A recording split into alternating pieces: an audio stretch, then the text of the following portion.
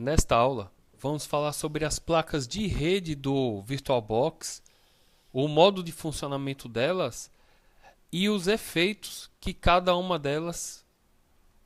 o uso de cada uma delas implica, tá ok?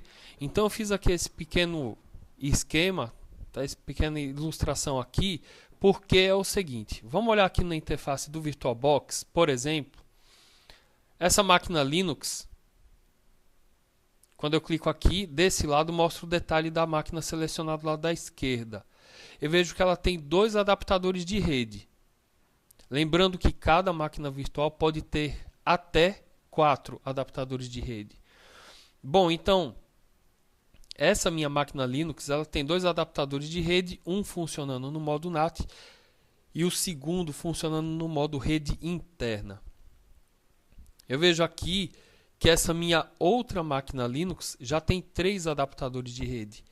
Um funcionando em modo NAT, outro funcionando no modo rede interna e um terceiro adaptador funcionando no modo bridge em cima da minha placa de rede de conexão sem fio. Já que nas minhas máquinas Windows, aqui esse Windows Server está com 3 placas de rede, sendo a primeira em modo NAT e a segunda e a terceira em modo bridge, sendo utilizada em cima da minha placa de rede cabeada. Bom, vamos olhar aqui o esquema. Nesse esquema aqui, eu tenho 3 computadores. Tá aqui, estou passando o mouse em cima dele. Eu tenho 3 computadores. Os 3 estão conectados a uma rede.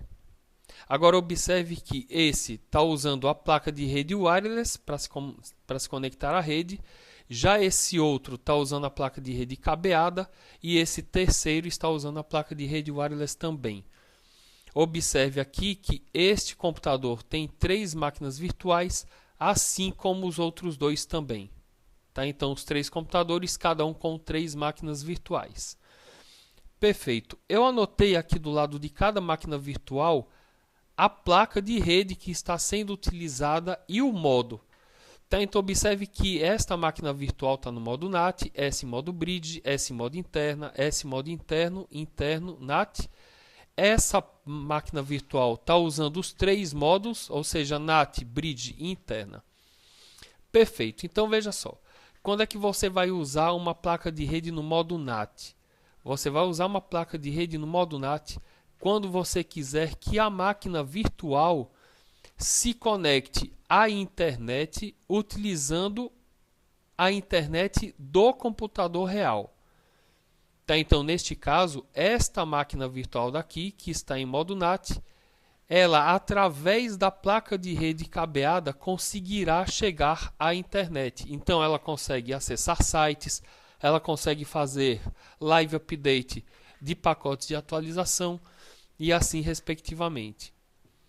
Já uma placa funcionando em modo bridge, você tem que prestar atenção em qual é a placa de rede que o seu computador real está utilizando, tá? Mas para que serve o modo bridge? O modo bridge será utilizado por uma máquina virtual quando você sentir a necessidade desta máquina virtual se conectar a outra máquina virtual que esteja em outro computador.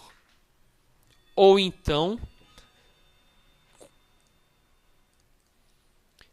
quando você quiser que esta máquina virtual se conecte, e quando eu falo se conecte, eu estou falando a trocar informação, seja um simples ping, tá ok? Então, quando eu quiser que essa máquina virtual se conecte a outra máquina virtual em outro computador, ou então que ela se conecte a qualquer dispositivo do mundo real que também esteja conectado à mesma rede. Então, nesse caso, uma máquina virtual em modo bridge, ela pode trocar informações, inclusive com o seu smartphone que esteja ligado na mesma rede.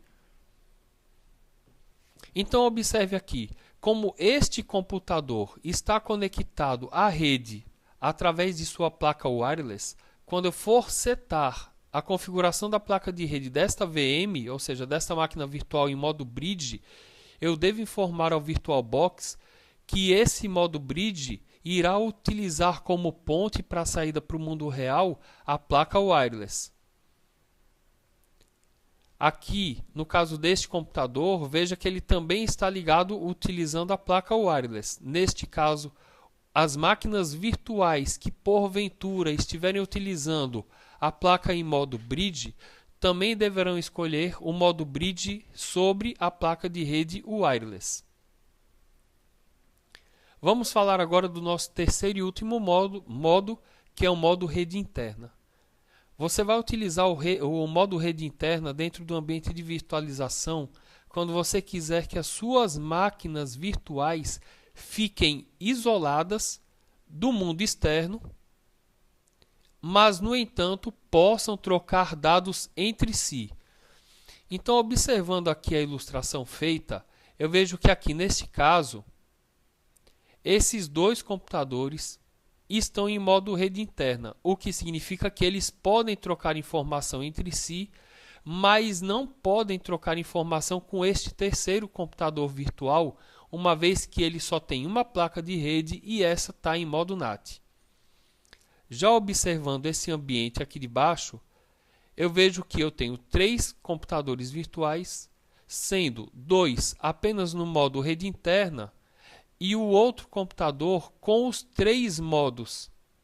Esse computador aqui que tem 3 interfaces de rede, cada uma em um modo, significa que ele é capaz de acessar a internet através da sua interface de rede que está configurada para o modo NAT. Ele também pode alcançar outro computador virtual em outro computador, em outra máquina, como ele também pode se comunicar com um dispositivo real que esteja conectado também à mesma rede e também pode entrar em contato com as outras máquinas virtuais que residam dentro do mesmo computador real. É possível, então, como eu já falei anteriormente, que cada máquina virtual tenha até 4 interfaces de rede, cada uma funcionando no modo que você bem entender.